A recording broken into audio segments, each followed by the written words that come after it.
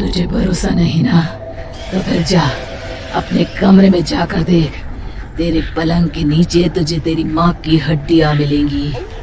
प्रभात दौड़कर अपने कमरे में जाता है और अपने पलंग के नीचे देखता है। वहां पर सचमुच एक कंकाल पड़ा हुआ था और उसके शरीर पर जो कपड़े थे वो प्रभात की माँ के थे। क्या बात है, आज तो आप सुबह से ही बहुत बिजी हैं। ऐसा क्या लिख रहे हैं? बस एक फैमिली की कहानी लिख रहा था।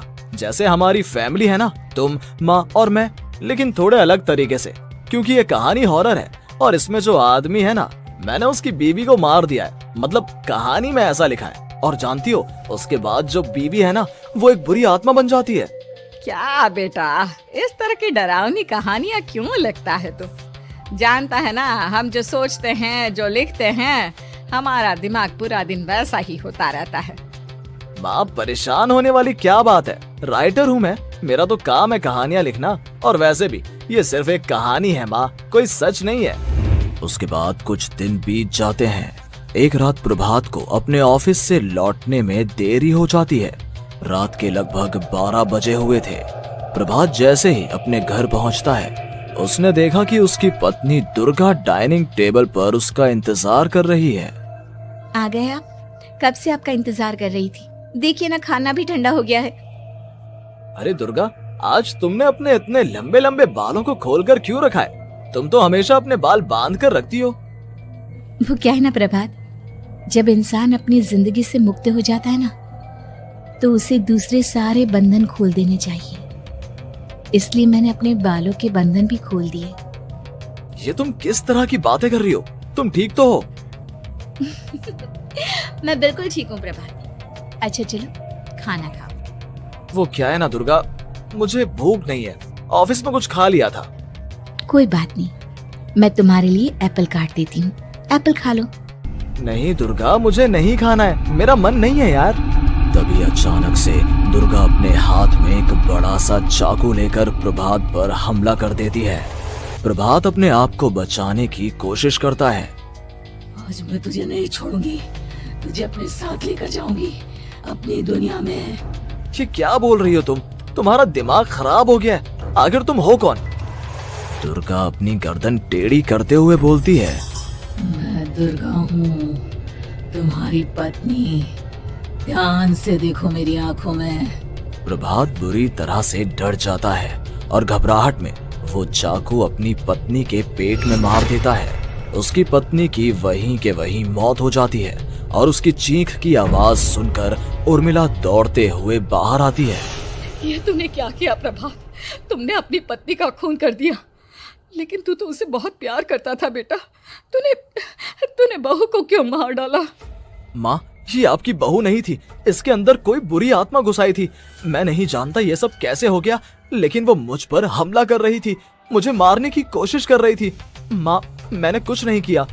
ये तूने क्या कर दिया बेटा? दुर्गा ने मुझे कहा था कि वो तेरी कहानी के उस कैरेक्टर की तरह एक्टिंग करके तुझे डराने की कोशिश करेगी। अरे वो तो तेरे साथ मजाक कर रही थी। हे भगवान, ये क्या हो गया? इसका मतलब दुर्गा। लेकिन माँ, मैंने जो कहानी लिखी थी उसमें भी ऐसा ही हुआ था। उस औरत ने अपने पति के साथ मजाक किया और गलती से उसके पति ने उसके पेट में चाकू मार दिया।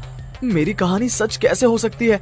माँ, मुझे बहुत डर लग रहा है। अब ये सोच, दुर्गा की लाश का क्या करें हम? अगर गलती से भी ये बात बाहर फैल गई ना, तो तुझे पूरी जिंदगी जेल की सलाखों के पीछे रहना पड़ेगा। एक काम करते हैं माँ, हम घर के पीछे वाले बगीचे में उसकी लाश को दबा देते हैं। अगर कोई पूछेगा तो कह देंगे कि उर्मिला अपने मायके गई और फिर एक दिन हम भी अचानक यहाँ से कहीं दूर चले जाएंगे। कोई नहीं आएगा हमें पूछने, कोई नहीं आएगा माँ, बाद में जो होगा हम देख लेंगे। प्रभात अपनी माँ उर्मिला की मदद से दुर्गा की लाश को अपने घर के बगीचे में गाड़ देता है। कुछ दिन तो ऐसे ही बीत जाते हैं, लेकिन एक दिन अचानक रसोई से आ रही कुछ आवाजें सुनकर प्रभात की नींद खुलती है। प्रभात ने देखा कि वहां पर एक लंबे बालों वाली औरत दूसरी तरफ चेहरा करके खड़ी हुई थी। कौन है? कौन है वहां पर? अरे कौन हो तुम? मैं दुर्गा हूँ प्रभात। क्या हुआ? मुझसे इस तरह के सवाल क्यों कर रहे हो तुम? तुम दुर्गा नहीं हो सकती। दुर्गा तो प्रभात, मैं तुम्हारी पत्नी हूँ, तुम मुझे कैसे भूल सकते हो? 4 दिन के लिए मायके क्या चली गई, तुम तो मुझे भूल ही गए। अब अगली बार ना मैं कहीं नहीं जाऊंगी। पता चला तुमने तो मुझे पहचानने से ही इनकार कर दिया। नहीं, तुम दुर्गा नहीं हो सकती। तुम दुर्गा हो ही नहीं सकती। मैं जानता हूँ ये सब क्या हो रहा है। मैंने अपनी कहानी में लिखा था कि उस आदमी की पत्नी की मौत के बाद एक बुरी आत्मा उसका रूप लेकर उसके घर में आ जाती है। तुम वही हो ना? और अचानक से खूबसूरत दुर्गा का चेहरा काला पड़ जाता है। उसकी आंखें लाल हो जाती हैं और पूरे शरीर पर बाल, लंबे नुकीले नाखून, उसके दोनों पैर उल्टे हो जाते हैं और बेहद डरावनी आवाज में वो चिल्लाकर कहती है, बुरी आत्मा, मेरा खून करके मुझे अपने ही घर में गाड़ कर तू मुझे बुरी आत्मा कह रहा है? मैं तुझे छोड़ूंगी नहीं। और अचानक से प्रभात के घर में बेहद डरावनी आवाजें गूंजने लगती हैं। घर में चारों तरफ बहुत सारी बुरी आत्माएं नजर आने लगती हैं। प्रभात घबरा कर अपनी माँ को आवाज देता है, माँ कहाँ है आप? जल्दी आइए माँ, देखिए ना ये सब क्या हो रहा है। प्रभात ने देखा कि अचानक से उसकी माँ कमरे से दौड़ कर आती है। क्या हुआ प्रभात? और ये लोग कौन है? इन सब की गर्दन टेढ़ी क्यों है? इनके बाल खुले हुए। प्रभात, ये सब लोग तो मुझे मरे हुए नजर आ रहे हैं।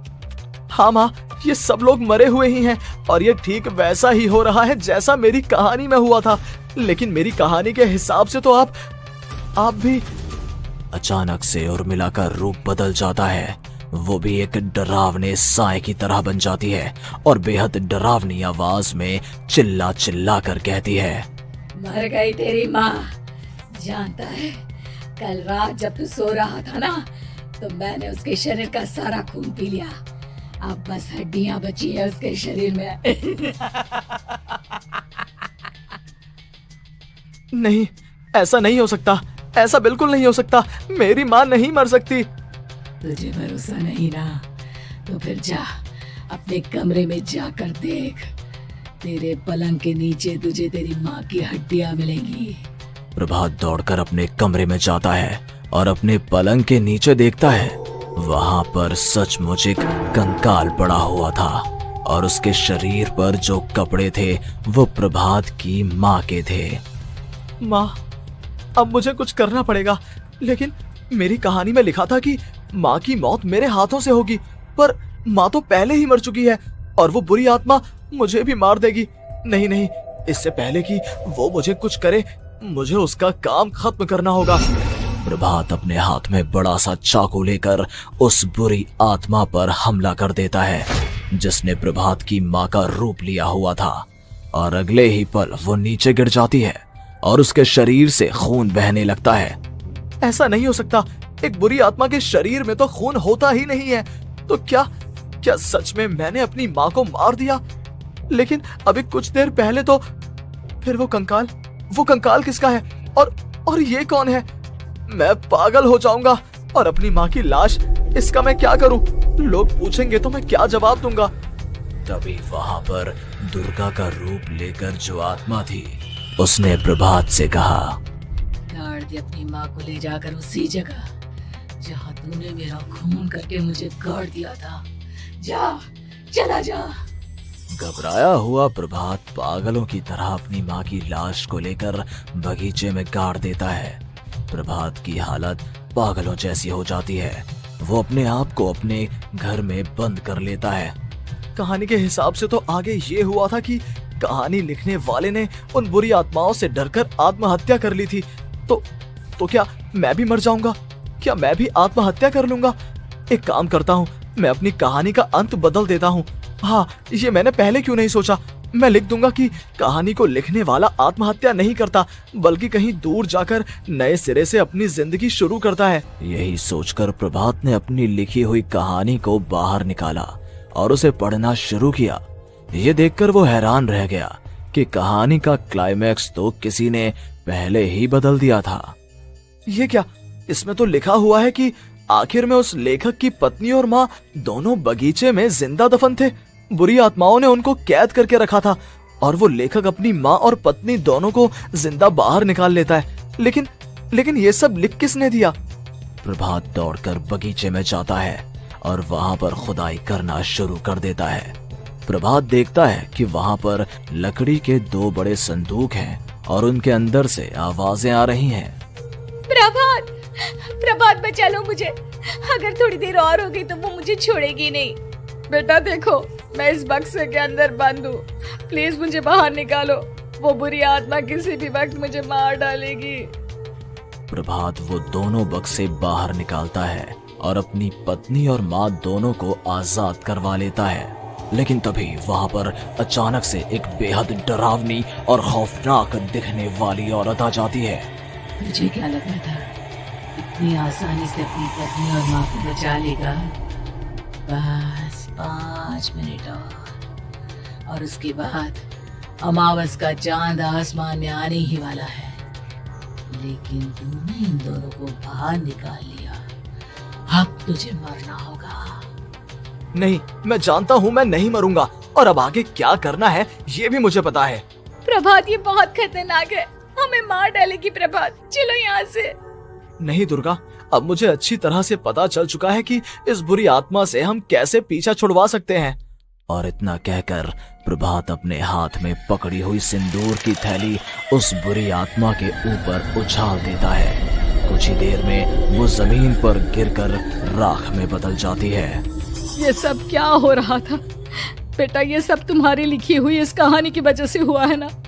नहीं माँ, पहले मुझे भी ऐसा ही लगा, लेकिन बाद में पता चला कि बरसों पहले हमारे इस बगीचे की जमीन के अंदर किसी को जिंदा गाड़ दिया गया था और बस उसी औरत की आत्मा हमें परेशान कर रही थी। उसी ने मेरे शब्दों में जान डालकर उस कहानी को जिंदा कर दिया था। मुझे माफ कर दो प्रभात, मैंने आपकी कहानी के साथ छेड़छाड़ की थी और उसे बदल दिया था। माफी मांगने की जरूरत नहीं है दुर्गा, तुम्हारे उस बदलाव की वजह से ही आज हम सब जिंदा हैं, क्योंकि आखिर में कहानी में वो हुआ जो तुमने लिखा था।